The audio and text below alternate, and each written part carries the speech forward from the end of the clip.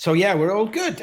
We're nearly at the end here. We're getting there, and I'm guessing this is really a good fit into the day.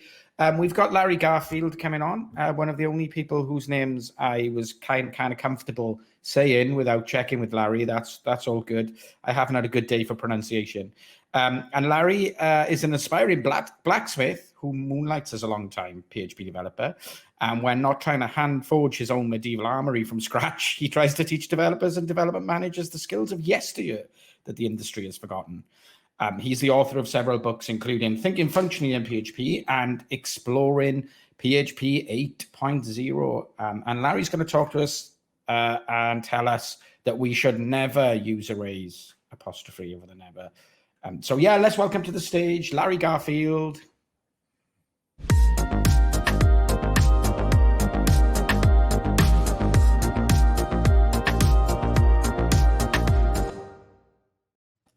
How are you doing, Larry? Nice to see you. Good morning. And yes, you got my name right. Yes. I've had a bad day. You want to hear me saying Scoop's name and Scoop's company's name? I'm not going to try that again. It's fine. Yeah, it's the end of the day, so we save the easy stuff for you last. That's all good. So yeah, how are you doing? How's things with you? Decent. It's morning here over on this side of the Atlantic. So looking forward to ranting and raving about things you shouldn't do, which is my favorite thing to talk about. Yeah, it's fitted in really well. We've already been speaking quite heavily today about value objects and other things. So I'm going to really be excited to see this. So it's a live presentation. So all it leaves for me to say is take it away, Krell. Off we go. All righty. So thank you, everyone, for coming. As mentioned, my name is Larry Garfield. Come on, advance. You may know me online as Krell. If you want to make fun of me on Twitter during the talk, that's where you do so. I generally encourage it. I am a staff engineer for Typo3, the longtime open source CMS. I'm also a member of the PHP Fig core committee. If you're not familiar with it, it's kind of like the United Nations of PHP with all the good and bad implications that has. Take your pick. More recently, I've gotten involved in PHP core, working on a number of RFCs that should appear in PHP 8.1. And as mentioned, I'm the author of a couple of books, including Exploring PHP 8 and Thinking Functionally in PHP. Yes, functional programming in PHP is a thing. It does work. It's going to get even better. Stick around to the end. I'm raffling off a copy of the book as well. But enough of that, enough about me. Let's talk about arrays. Arrays are the iconic PHP-ism. You know a PHP developer by the fact that they use arrays everywhere. PHP loves its arrays. There are over 80 array manipulation functions in the standard library. And that's not actually good. See, arrays come with an array of problems. Yes, the jokes are going to be that bad today, fair warning. What kind of problems are we talking about? For one, inconsistent behavior. Arrays do not, in fact, behave the way you expect them to. They may behave weirdly. They also have no type safety. If you have an array, you may have an array of integers, or you may have an array of people objects, or you may have a little of each. And that's not good, especially given that there's no error handling around arrays. If something breaks, it's just going to break hard. They also are kind of terrible on performance. And in fact, PHP doesn't really have. I can see you guys saying that there's some static. I'm not quite sure what to do about it. I'm at the distance from this mic you're supposed to be, so I'm not quite sure what I can do about it. Yeah, it seems like when you're leaning in, Larry, I don't know if you can just move it back a touch, that might work. That seems a lot better. Yes, it's when you're leaning in, it's too loud and it's distorting. That's all. Thank you. Oh, okay, it's a volume question. All right. All right, so moving on. Yeah, PHP doesn't actually have arrays. Okay, what does that mean? We need to address the elephant in the room before we go on. I warned you. So what exactly is an array? An array, in computer science speak, is an ordered sequence of values of the same type identified by an offset. Ordered sequence of values of the same type identified by their offset. This is not something PHP has. What PHP has is associative arrays. Associative arrays are a form of arbitrary key value index. In most other languages, these get called a dictionary or a map. Same idea. Numeric arrays are supported via a hack. They're not actually a thing. PHP does not have numeric arrays. It has associative arrays that kind of sort of pretend to look like an ordinary array. And we get no type guarantees at all, including on the key. The key could be a string or an integer. And if you pass a float as a key, it will get truncated, not just rounded. It'll get truncated to the nearest integer, the next lowest integer. And so you can easily have an array that has a little of each as its keys, and who knows what as the values. And that's not good. Arrays are fundamentally a hack in PHP. What happens here in this code? Well, we create an array A, and we push a value onto it, and we push another value onto it, and we print out the results. This is what we expect. Okay. Now let's unset one of those values and push another value on. And now what do we expect to happen? Oh, look, we have a hole. There is no index 1. That's because the empty bracket operator does not mean add to the array. It means make up a new integer key based on an internal counter in the array structure in the engine that you don't have access to directly. So it'll just keep incrementing that value no matter what you do to the array, which means if you have an array and you just try to for each over it, what happens if we try to for loop over that array we just had? That's right, undefined offset, because we'll iterate through trying to get to key index 1, but there isn't one. AI here on line 2 will break. AI is a threat, which you've been paying attention to the news, you already knew, but moving on. It gets worse though.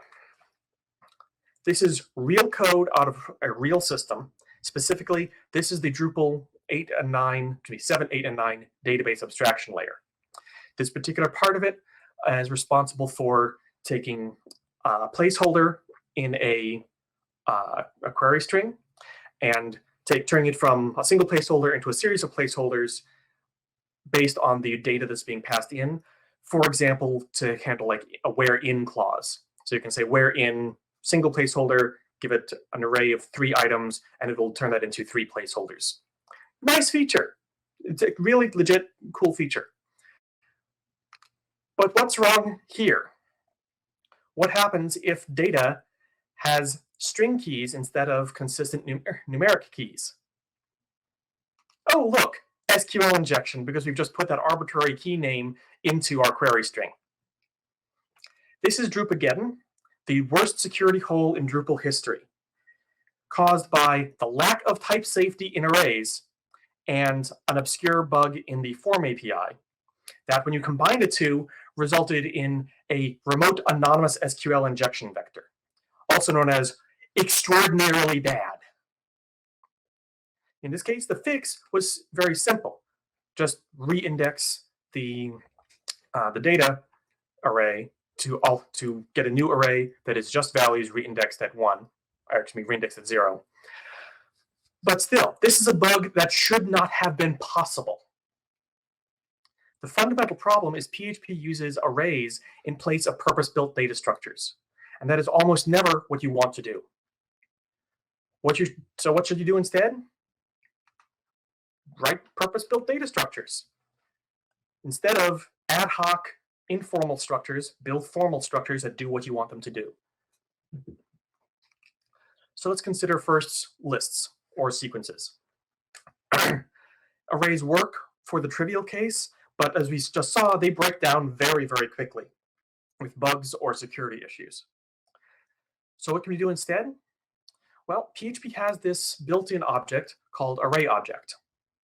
Array object is an object that implements the countable interface, the traversable interface, the array access interface. So it works kind of like an array, even though it's actually an object.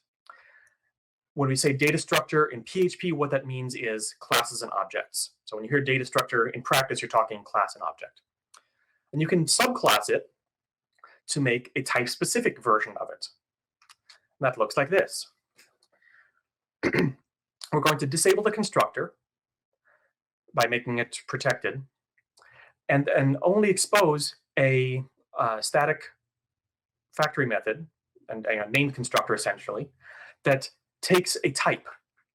That is a type of object we want to restrict to. We save that, and then on offset set, when you go to set a value in the list, in the object, we check, is this value of the type that we said we want? If not, throw a type error, because it's just not right. And that's it. We're done. So now we have an object that we can create on the fly and then use essentially like an array.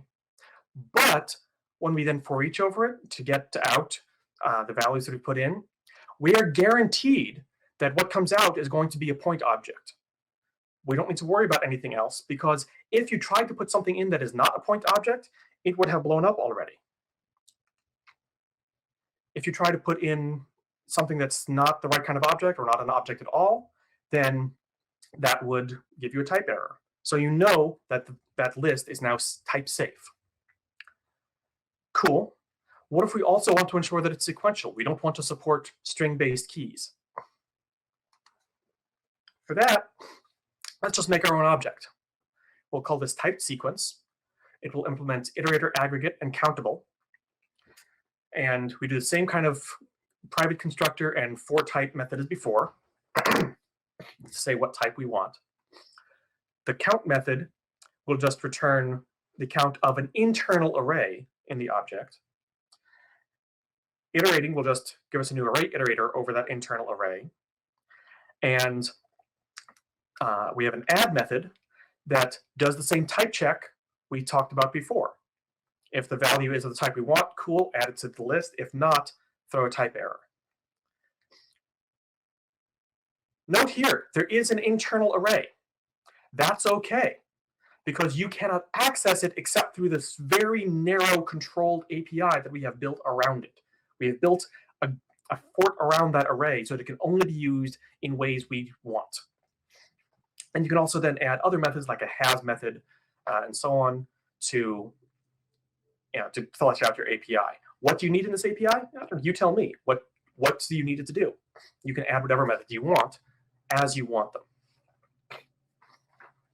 Now, someone here is probably going to point out that arrays pass by value, but objects pass by reference, so it's not truly the same thing. And that's not actually true, because objects also pass by value, not by reference. You've been lied to if you think that. But you will respond that they are modifiable when you pass an object to another function. If you change the object there, you're changing the original object. That's because they pass by handle. What is being passed is not the object, but a handle to the object is passed by value, which is therefore pointing to the same object in memory. And yeah, whatever. A little bit tricky, a little bit confusing. Bottom line, yes, passing an object around does risk spooky action at a distance, where you pass an object to a function and you don't know if it has changed it out from under you. That's not good, but we can fix that ourselves. Let's create an immutable type sequence, which is the same as we saw before, but with two important changes. When we add a new item, we'll do the type check. Then instead of modifying it in place, we'll clone the object, give the cloned version a new set of values, that is, our old values plus one more, plus whatever was added, and return that new object. So we've not changed this object, we've just given a new one that has all the same values plus one. If you want to remove a value, then we first check and see if a value is there.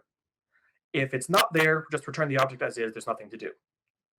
If it is there, then again, clone the object, give that new clone a new list of values, that is all of the old values except for the one we want to remove, and use the array values function to reindex them all back to starting at 0. So the list of values is always going to be 0 indexed and a consistent numeric list, and then return that new object. This means once you have an instance of this class, you cannot modify it. You can only get a new version, which also means you can safely pass this to another function, and they can't modify it out from under you. This also ends up being surprisingly efficient because of PHP's copy on write behavior. In a lot of languages, if you want to do something like this, you have to do your own custom extra logic in here to ensure that values are not duplicated unnecessarily. PHP does most of that work for you. So if you have a 50-item array and you add one to it, you do not yet have 101 items. You have 51 items actually in memory. PHP is very good about that. It makes doing this kind of immutable logic easier in PHP than in most languages, quite frankly. At this point, though, it's easy enough to just have a class that's specific to a certain type. So if we want a collection, an ordered list of points, then okay, just same thing, but now we can type hint it and get rid of all of the custom type checking. This is easy enough to make for pretty much any type. You can even do one for primitives if you want to, for strings and ints and so on, in a couple lines of code. It's not difficult to do once you realize you can. Okay, what if we want it to be a set? We want to enforce that this collection has only unique values. Easy enough. We have a set class, and then before we add something, we check to see if it's already there. And then if it's already there, just return the object as is. If it's not already there, do the same thing we saw before. This guarantees that we have unique values in our collection. Arguably, I should not be using inheritance here, but it fits on a slide, so it's good enough for demo purposes. Fine. What if we care about the order too? Okay, let's extend that. And now our constructor, our named constructor, instead of taking just a type, we'll take a type and a comparison function to use. We'll save both of those. And then when we go to iterate a ordered set, we'll first check, all right, is there a comparison function? If so, sort the internal values first using that comparison function, and then return it. That lets us use it like this. We create a comparison function for point objects that will sort first by their x value and then by their y value, using the nice spaceship operator introduced in PHP 7. Then we create a new ordered set for type point using that comparison function. We toss a bunch of points into it in a random order, and then iterate over them. When we iterate over them, they'll get sorted, and so they come back in a sorted order. We don't have to think about actually sorting them. Just the iteration itself sorts it for us. This is starting to get a little bit weird with the comparison function outside. So honestly, at this point, I would say go ahead and make a purpose-built object. We have a set of points, which has the has method we saw before. It has the add method we saw before. It has the remove method we saw before. We just internalize the comparison method. And then when we iterate, we just use that internal hard-coded comparison routine. Cool. And it all fits on a slide. What have we gained from doing this? We get lists that we can guarantee are type safe. We don't need to worry about weird values of the wrong type. We know that the type we want is the type we're going to get out because we can't put in the wrong type in the first place. So if you try, you'll get an error where the actual error happens, trying to put the wrong kind of thing into it. We can guarantee that this list is a sequence. The keys that'll come back when you iterate are going to be numeric, starting at 0 with no gaps. We can guarantee that. If we want, we can guarantee that these sets are immutable, that these collections are immutable. That gives us all kinds of additional safety that we can pass these values around without them changing out from under us. There's a lot of error handling we then don't need that just goes away. Immutable values makes code a lot simpler to reason about. And so having it be easy to get an immutable value helps a lot.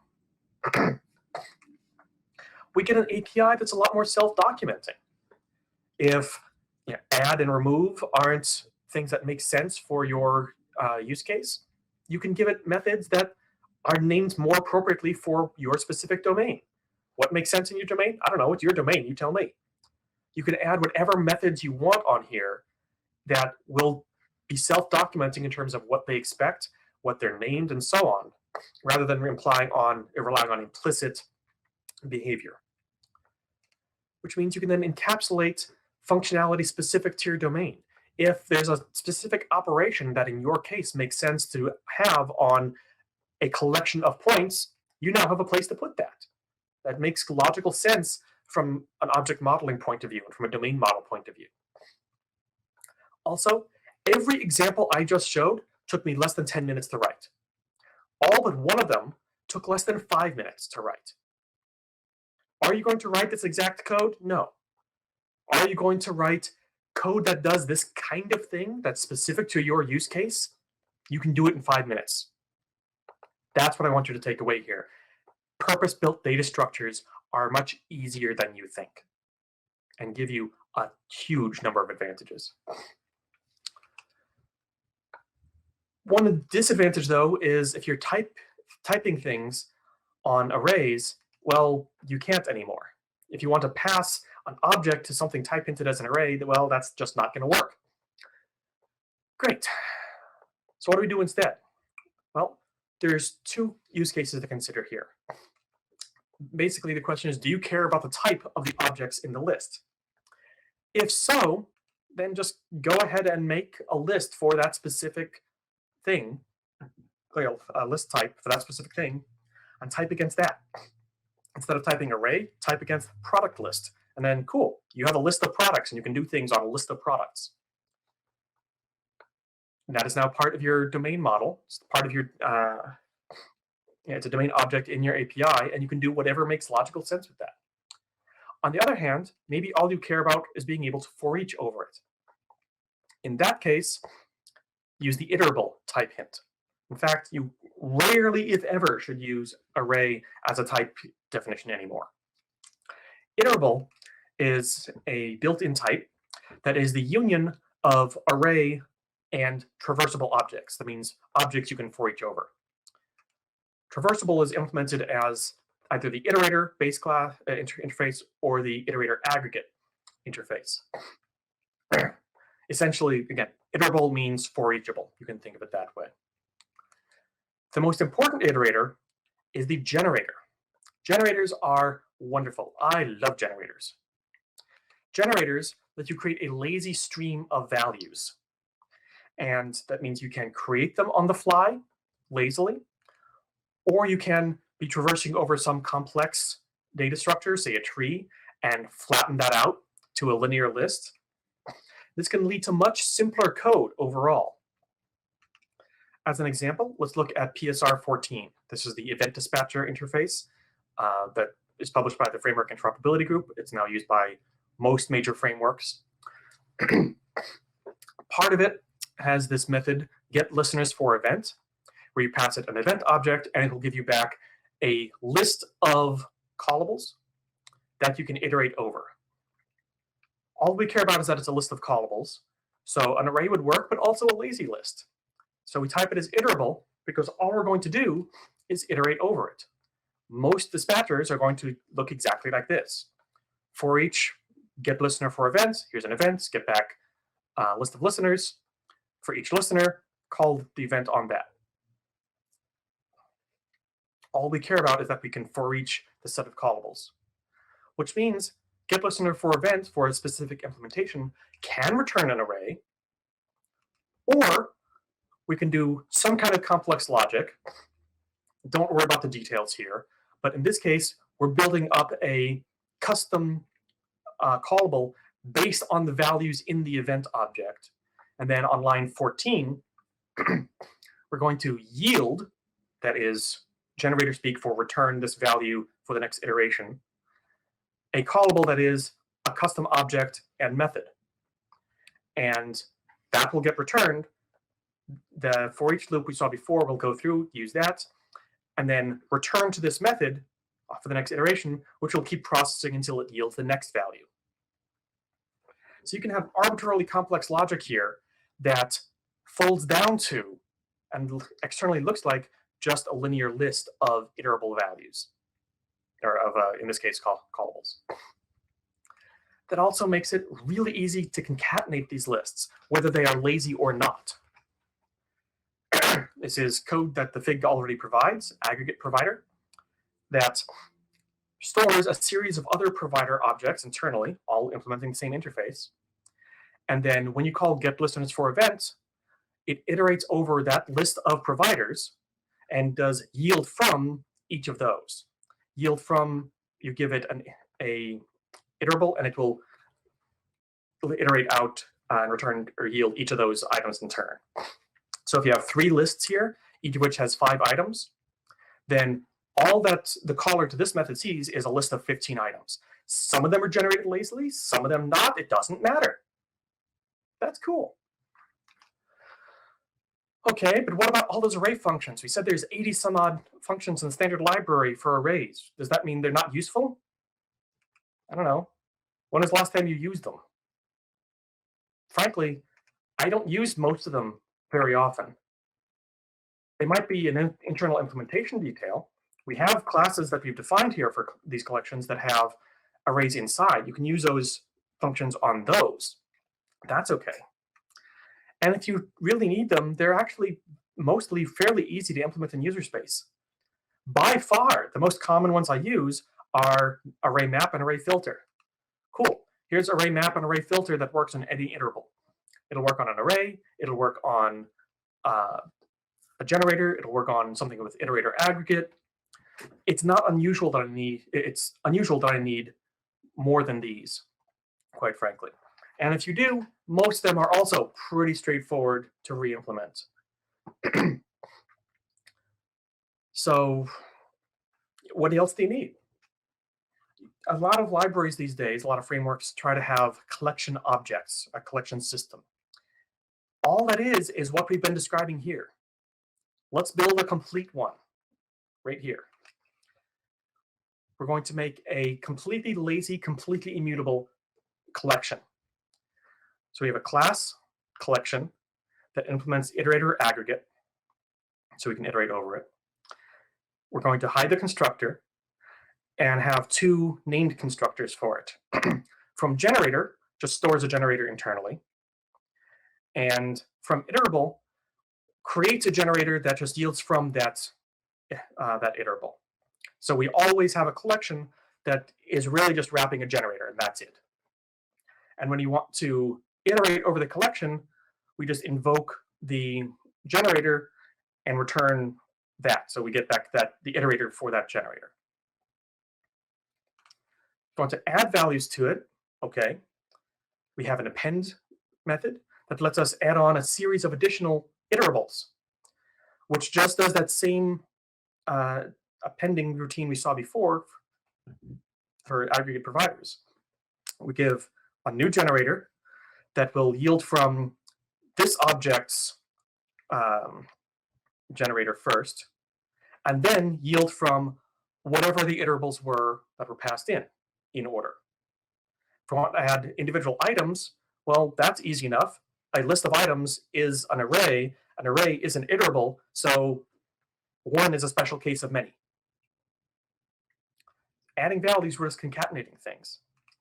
If you want to do an operation, here's map. You return another generator, so a new instance with another generator that, when called, will iterate over all of the values in the collection and apply an operation to each of them in turn.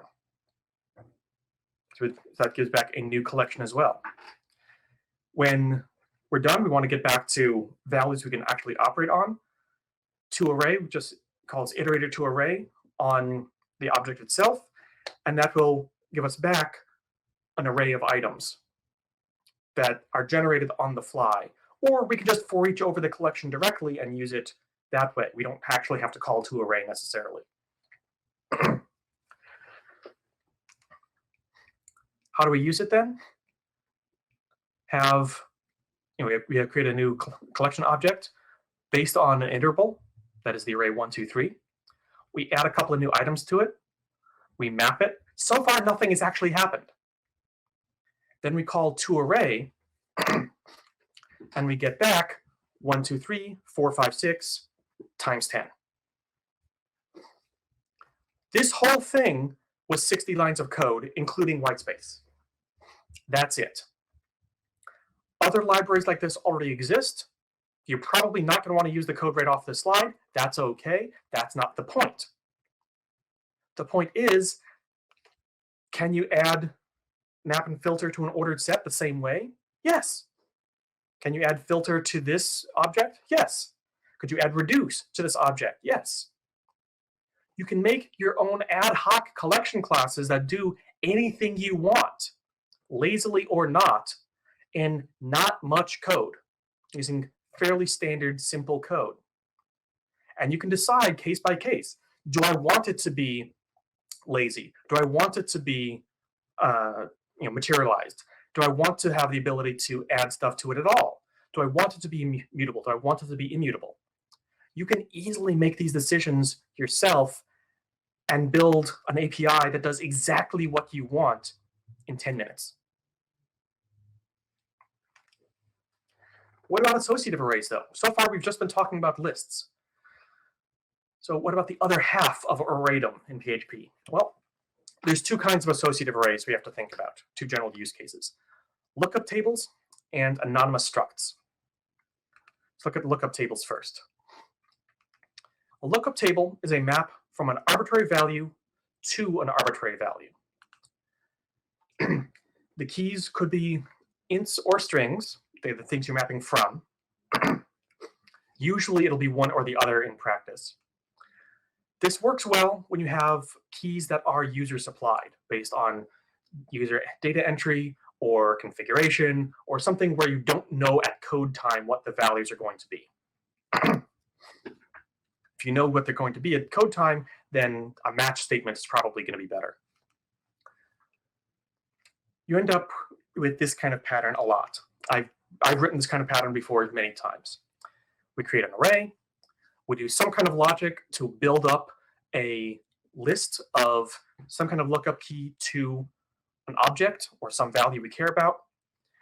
And then we take some value, use that as the key to the array, and we get a value back, in this case a builder object, and then we can do stuff with it. Problem: there's zero error handling here. What happens if we're looking for an accept header key that isn't there? Are we guaranteed that what we're going to get back is in fact a builder object and not a null or a string or some other random value of I have no idea what? We don't know any of this. So let's build our own lookup utility that we can use instead that takes care of that for us. We'll start using array access. We'll do the same for type logic we had before, but this time we'll also store a default, a default value to use. Then offset set, when we go to add a value to the collection, we will ensure that the offset is a string because we only want to allow string lookups here. An integer doesn't make sense. And we check that the value is of the type that we say we're looking for. Then on offset get, if the value is there, cool, use it. If not, return the default instead. And then offset exists and offset unset are boring, so we'll not pay attention to those. Now that error handling has been internalized, so we can, instead of creating array, we create builders as a lookup instance for type output builder and give it a default. So now when we build up that list, we know that what goes into it has to be a builder object. It's an instance of output builder. And we know that even if it's not, if the accept header we're looking for isn't found, doesn't match anything, then we'll still get back the default object instead. So a lot of the potential problems just disappear. Of course, array access is not great. It actually is 3 times slower than normal methods and not necessarily is documenting. So let's just make a normal object. We'll call it lookup. We'll do the same for type logic. We have an add method that does the same type check we saw before. And then lookup, in this case, we'll put the default value on lookup instead of on the for type for the constructor. So we can say, get me the value or use this default. Which one is better? Both work, depends on your use case. One may fit better or not. That depends on what you're doing with it. Either way is viable. At this point, though, why are we still making a generic object? Let's just make it a purpose-built service. We have a builder map that is our lookup. And then we construct it with a default format and our builder provider. Then on lookup, we lazily go and create that list, that lookup table internally. And then we look, all right, is that value there?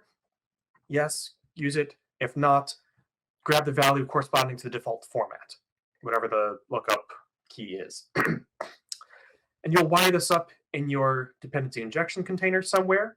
You just feed it the builder provider service and whatever the default format is that you want for your configuration. And then using it is trivial. We just call builders lookup, here's the value. And we get back an object guaranteed. We know its type. We know there's going to be one. Everything is type checked throughout the entire system. It is not possible to get this wrong. If you get it wrong, you get a type error before you even try to run the code. And as a user, I no longer think about building a list. I just ask my service, get me the appropriate value.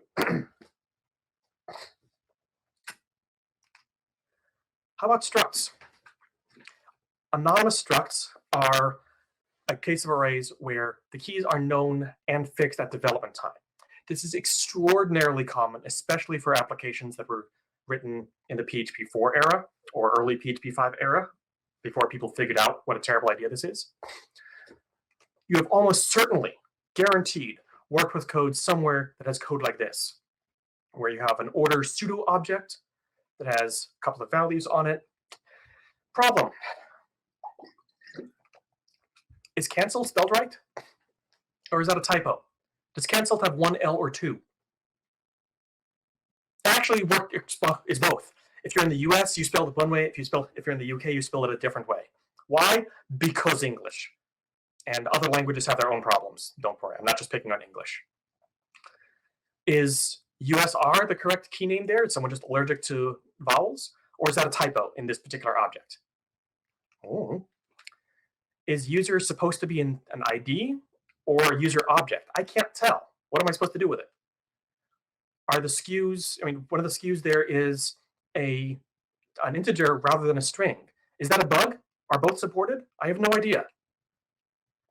Is this one of those cases where the skews can be an individual value or an array of values? I don't know. Are there other properties here that are optional? Are some of these optional? I can't tell. Is total in dollars, euros, pounds, yen? Is that Bitcoin? I have no idea. This is terrible. This tells me nothing about how to actually use this data structure. So make it a name struct. Do the exact same thing, but make it an actual class. And if you're in PHP 8, you can go a step further and use promoted constructor properties, or constructor parameter promotion, excuse me. And we now have a constructor that we can use to specify all of these values in any order thanks to named arguments. But now just by defining the data structure, we know that the ID is a string, not an integer. We know that user is an object, not an integer, and that it's spelled USER. It was a typo before. We are using a proper money object for the order sum, which is good. we're using cancelled with two L's, the UK style. Actually, both are legal in the US, but the UK only takes two L's because the UK. We know that skews is just an array. It's not an individual value.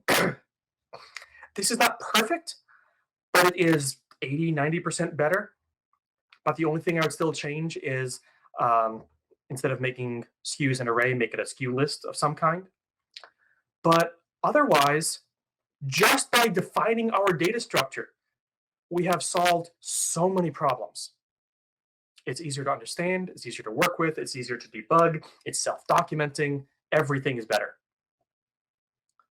Related, if you see, and this is another common pattern, an array parameter called options for a bunch of optional configuration values. Options is the second worst variable name in history after data. What are the values for options? What are the legal values? I don't know. Which of them are required and which of them are optional? I don't know. Are they spelled US style, UK style? I don't know. What are their types?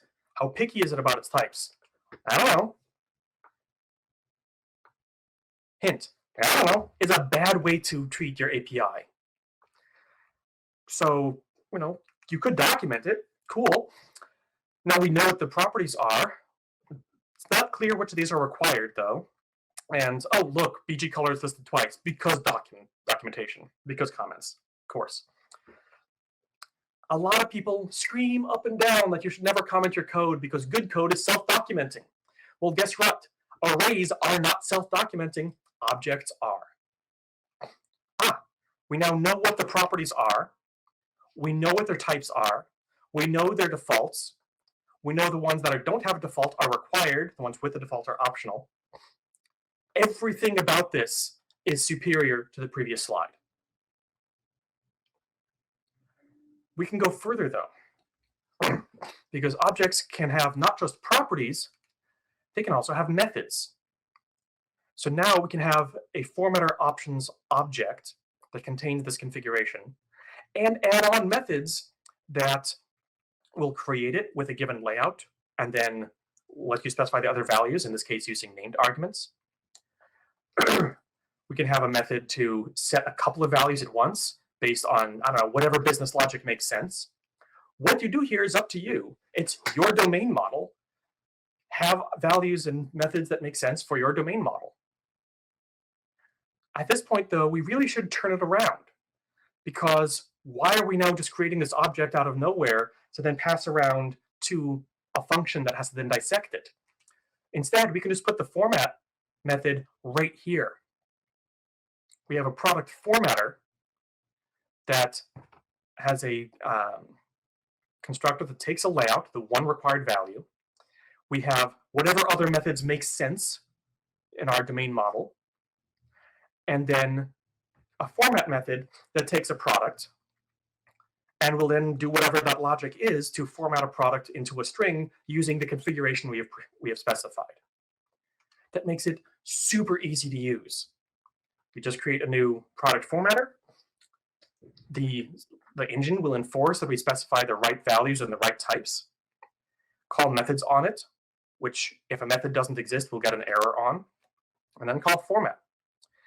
If the product formatter has dependencies, like on the theme system, for example, okay, spawn it off of a service. So you don't access the constructor directly. You call the theme service and say, hey, get me a formatter for whatever.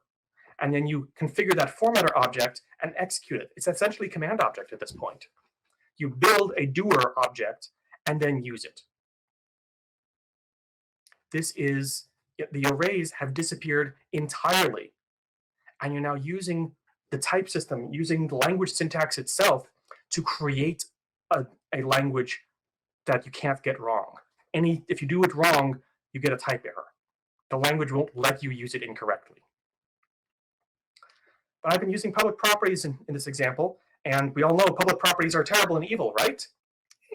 I used to say that. These days, I have moderated. If it's a private object that's not part of your public API, then document it as such, and public properties are fine.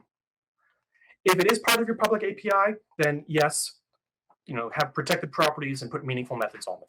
Meaningful method does not mean a bunch of get and set. That is not meaningful.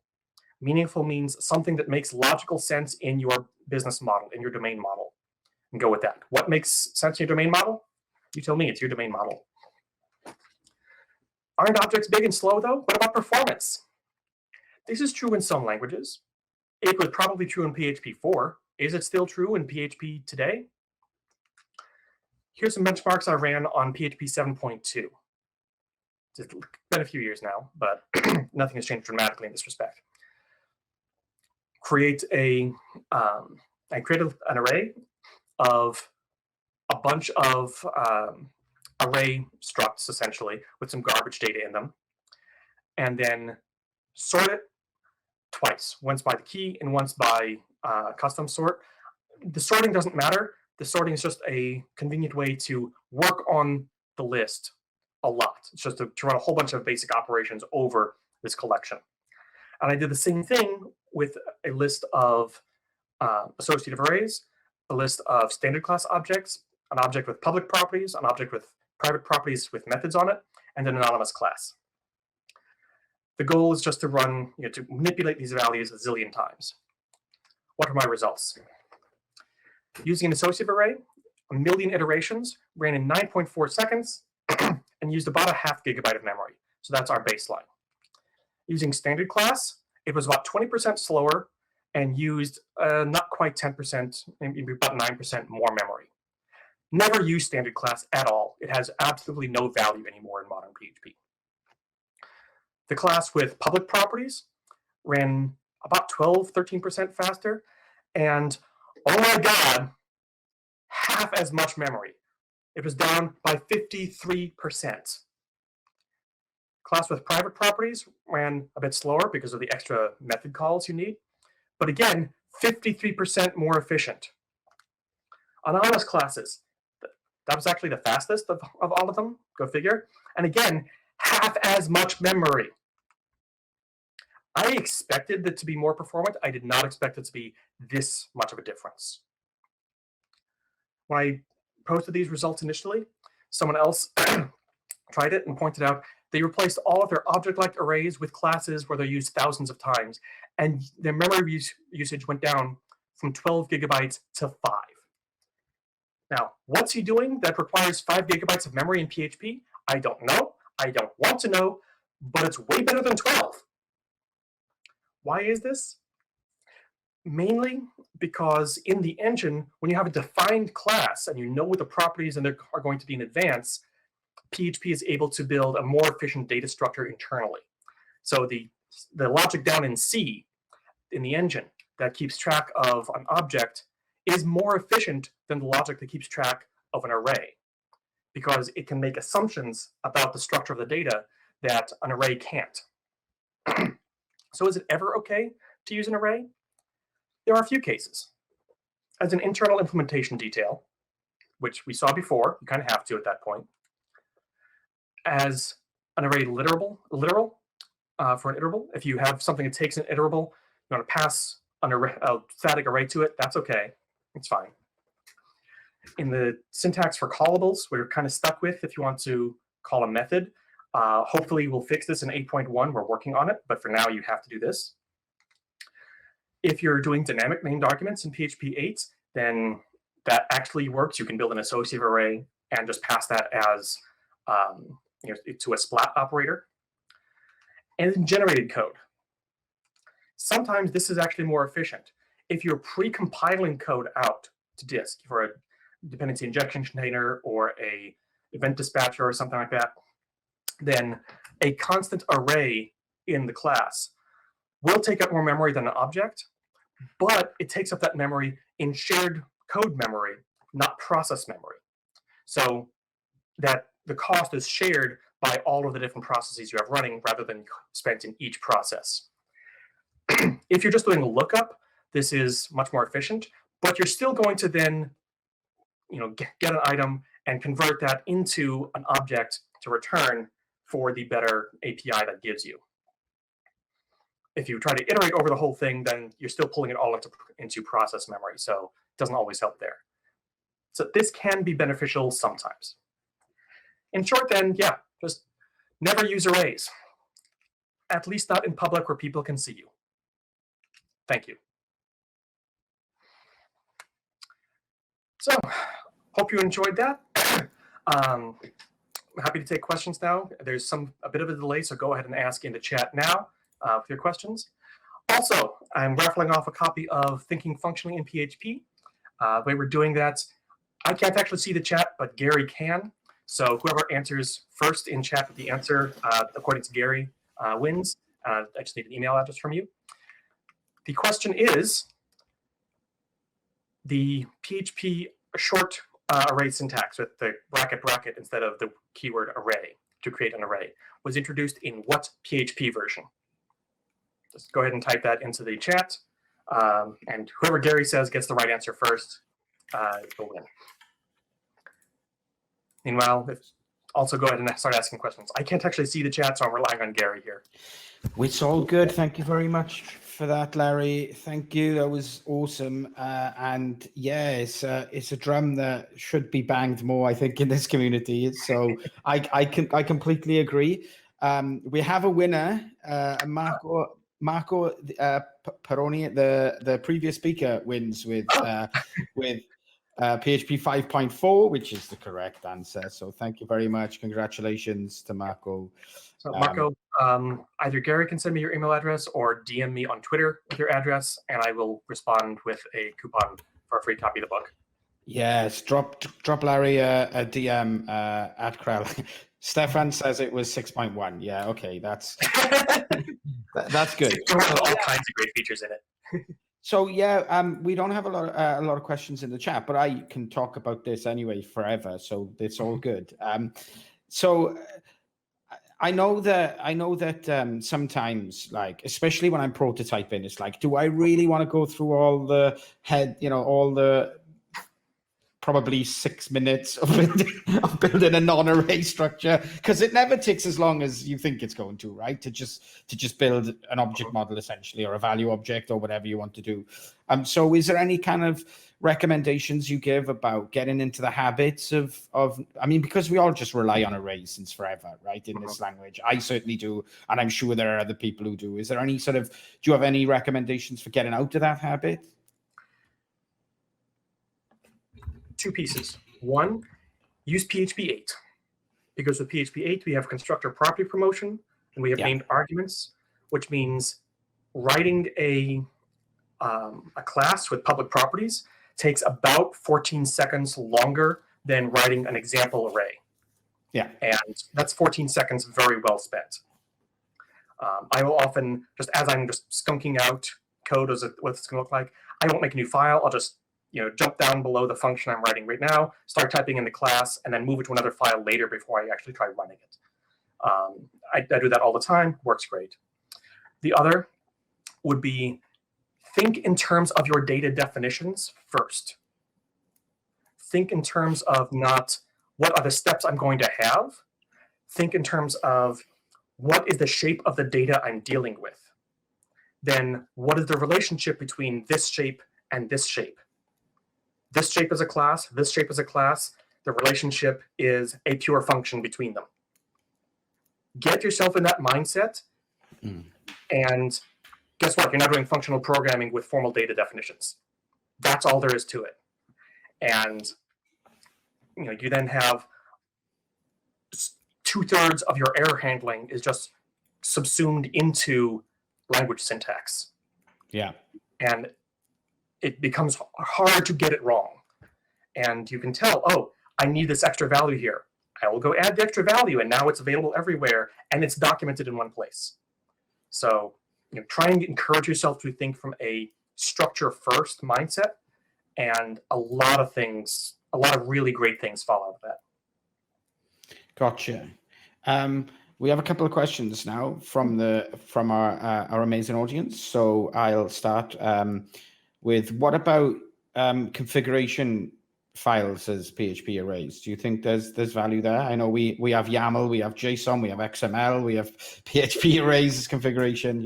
Is that a place where array usage is valuable? If you're going to use So I hate all of the formats except for XML. I actually like XML, so there. If you're going to use PHP as your config format and you want to use an array for it, that array should never get exposed. That array should get consumed into a configuration object of some kind, or in a configuration object tree that handles default values, handles that the key name is wrong, handles this is supposed to be a list, not an individual value, and so on, and then throw away the array. Then you have objects that are going to be more memory efficient and easier to work with. Actually, in that case, it might not be more memory efficient because the array could have been static in shared memory, but it's still going to get you all of the API benefits. And you don't then have to worry about dealing with default values yourself when you use it. That's just handled by the config system. If something is missing, the config object can just blow up and tell you, hey, you're missing this key. So if you're going to do that, hide it immediately. Agreed. You could also have objects in there. I haven't seen anyone do that, but that's also an option. But you want to do that error handling and verification as early as possible and as strictly as possible. Otherwise, you spend most of your code putting if is set around everything you do. And that's just terrible. I agree. And another really interesting question, I think, is do you think that the modern static analysis tools can help solve a lot of the issues that you've discussed? I'm thinking about annotations in something like SAM or PHP Stan, I would guess, that kind of thing. Solve the problems with arrays, or solve the problems, solving which problem? I don't know, because I'm reading the question from the Q&A. I'm sure that Marco, in the 10 seconds that it takes for the lag of the stream to catch up, can let us know. I can happily waffle for 10 seconds. It's fine. I'm guessing a lot of the problems around, for example, I know the SAM you can define annotations that will say, I want an array passed in as a parameter, and it should look like this, for example. I think my immediate thought is, why are you bothering to write complex annotations on a method when you could just create the data structure itself, right? But I guess, yeah, that's, if you have to have a complex array structure for some reason, then yes, document it using some formal method. But an actual array is an actual object is a formal method that the engine will syntax check for you. And if you need additional metadata on that, you can put comments on that. You can put attributes on that in PHP 8. So yeah, if you find yourself trying to manually define a deep array structure, it's a sign you should just make an object that will do all that work for you, and also then be syntax checkable and lintable. And if you want to refactor something, like rename a property, then you can just go into your IDE and say, rename this property, and it'll edit the 15 files that you have. It's just, there is no metric by which it is not better. Yeah, I agree. And one last question. Larry seemed pretty enthusiastic with this topic when presenting. Is this something that bothers you particularly? Just a little. So, some personal background. I spent 10 years working on Drupal. Drupal invented array-oriented programming. It was a horrible, horrible thing, and that's why we changed it all for PHP 8.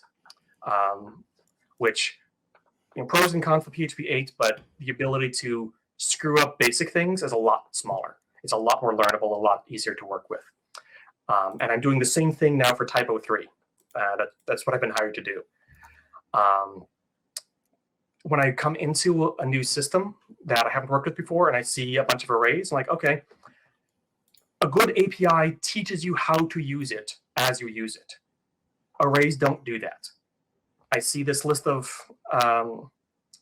this list that is a associative array with options or whatever. What are the valid keys? What do they do? What do they mean? I have no idea. There is no way for me to find out. If it's an object, I control-click on the name of the class, and it takes me directly to the language syntax that tells me everything I need to know. If you're coming into a system, formally defined data types, even if there's no comments, and you should have comments, but even if there's no comments, are so valuable for getting yourself up to speed. Also, when you think in data structures, edge cases disappear. When you know this value is going to be set and it's going to be a string, I can rely here without exploding, that's going to be true, then I can just work on that assumption. I don't need tests. I don't need to put if statements around it. I can just use it. And the code becomes half the size and easier to read. And that then forces me to think through, okay, what is this? Is this a string? Is this an object? Is this a float? Why? Thinking about your data and what the shape of your data is, much like test-driven development forces you to write code that is more loosely coupled because it's easier to test, which is a good thing. Forcing yourself to think about what the structure of your data actually is gives you a better structure for your data, which then requires less work to work with, less error handling. You end up with more data definition and less actual code, and on net, fewer just lines of code in your file. Yeah. And that's just a win for everybody. It's a big win. It's a massive win. Thank you so much, Larry. Thank you so much. We're out of time, unfortunately. Today's been amazing, but a big thank you to Larry, and hopefully I'll see you again soon. Absolutely. Once we have in-person conferences again, I hope to share a drink with you.